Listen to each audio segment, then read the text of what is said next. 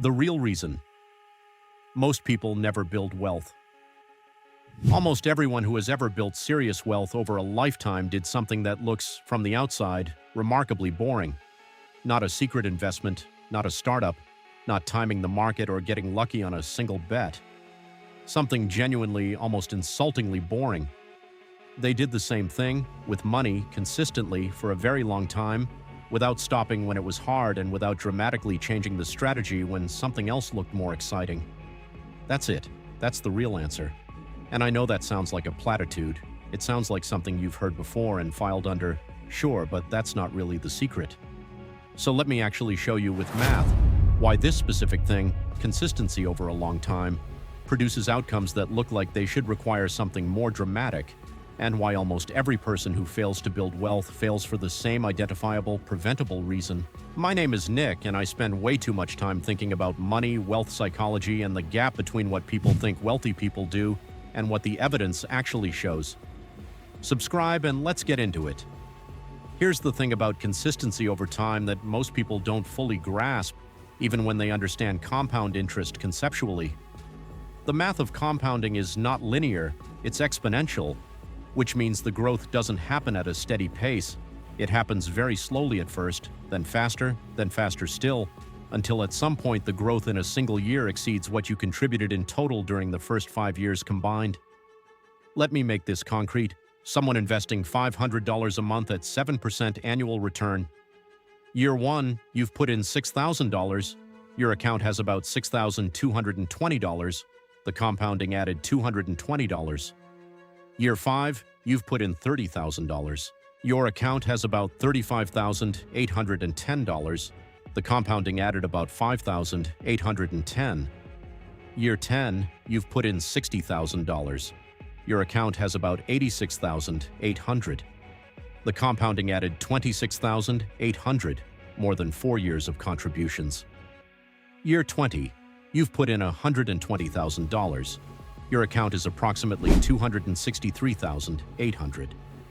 The compounding added $143,800, more than you contributed in total. Year 30, you've put in $180,000. Your account is approximately $566,700. The compounding added $386,700, more than twice what you put in. This is why the boring consistency produces outcomes that look dramatic. In the early years, nothing dramatic appears to be happening. You're putting in money and getting back slightly more than you put in. 5 years in, 10 years in, you might wonder if it's really working. The returns feel modest. The account balance doesn't feel like evidence of anything transformational. And then quietly, somewhere in the second decade, the compounding starts doing more than you're doing. And by the third decade, it's doing twice what you're doing. And by the fourth, if you've stayed in, it's doing everything, turning $500 monthly contributions into multi-million-dollar balances without any dramatic intervention at all. The real reason most people never build wealth is not that they don't know about this. It's that they don't stay in long enough for the exponential part to arrive. And they don't stay in because the early phase, the phase where it's boring and slow and feels like it's barely working, is exactly the phase where most people make the decision to change strategies, pause contributions, or withdraw what's there for something else. Let me walk through the specific moments when people typically exit the boring, consistent strategy and what it costs them.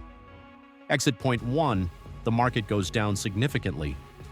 Someone has been investing for 3 years. Their account is worth about $22,000. The market drops 25%. Their account is now worth about $16,500.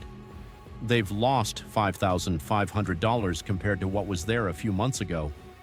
The pain of this loss is real. The temptation is to stop, to move to cash, to wait until things stabilize. But here's what actually happens when someone exits at this point. They lock in the low value and miss the recovery.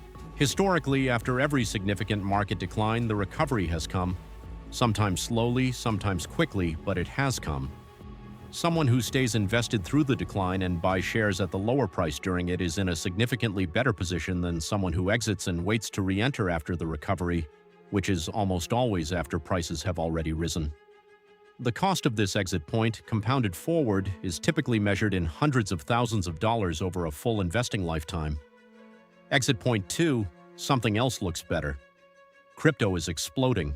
Someone's friend made 40% in 6 months on a single stock. A real estate deal appears that looks promising. Whatever it is, the boring index fund returning 7% annually looks uninspiring next to the exciting alternative.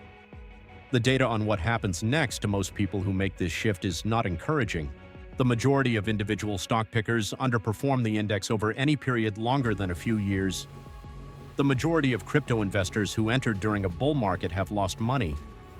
The majority of alternative investments that look exciting in the moment are exciting partly because they carry higher risk, and higher risk means some portion of them produce the downside, not just the upside. The boring strategy keeps compounding while the exciting strategy is being researched, executed, and eventually abandoned or recovered from. Exit point 3. Life happens. This one is the most understandable and the hardest to argue with. A layoff, a medical expense, a family obligation, a period where the contribution just can't happen because the money genuinely isn't there. Life interruptions are real and sometimes unavoidable, but there's a difference between pausing contributions temporarily and exiting the strategy entirely, and most people who exit during a life interruption don't re-enter at the same level. They re-enter smaller, or later, or not at all, because the disruption broke the automaticity that was making the system work. The most effective protection against this exit point is the buffer, having enough in liquid savings that a life interruption can be handled without touching the investments so the compounding never stops. Let me walk you through how this played out for someone specific. Let's call her Sarah. Sarah started investing at 24. She put in $200 a month into a broad market index fund. She increased it to $300 at 27 when she got a raise. She didn't think about it much. She had it automated. She checked the account maybe twice a year. At 31, the market had a significant correction. Her account dropped from about $38,000 to about $29,000 over several months. She did not exit. She kept the $300 monthly contribution going. She bought shares at the lower price without planning to. The automation just kept running. By 33, her account had fully recovered and was at approximately $47,000. Had she exited at $29,000 during the correction and re-entered after the recovery, she would have missed the recovery rally and been at approximately $37,000 instead, $10,000 less from one decision. At 40, Sarah's account is at approximately $220,000. She has contributed about $96,000 total over 16 years. The rest, $124,000, came from compounding. She did nothing dramatic. She changed nothing when it felt slow. She changed nothing when it went down. She just kept going. And the math did what it does when you give it enough time. Practically, the most important structural change for anyone who wants to build wealth consistently is automation. Remove the decision from the system. If the contribution requires a monthly choice to make, it will eventually not get made. If it runs automatically, the only decision required is the one you made at the beginning, and that decision is much easier to maintain than a recurring one. Set the contribution to go in on the same day as your paycheck. Set the amount to something you can genuinely sustain, not the maximum that feels virtuous right now and becomes a sacrifice in 6 months. Sustainable beats optimal. A $300 a month contribution that runs for 30 years produces more than a $1,000 contribution that runs for 5 years and then stops. Here's what I want to leave you with. The boring version of wealth building works. Not sometimes, not under the right circumstances, consistently across market cycles, across income levels, across different starting points. It works because it gives compounding the thing it needs most: time. The dramatic version, timing the market, finding the next big thing, making the big move, works occasionally for some people and fails most of the time for most people.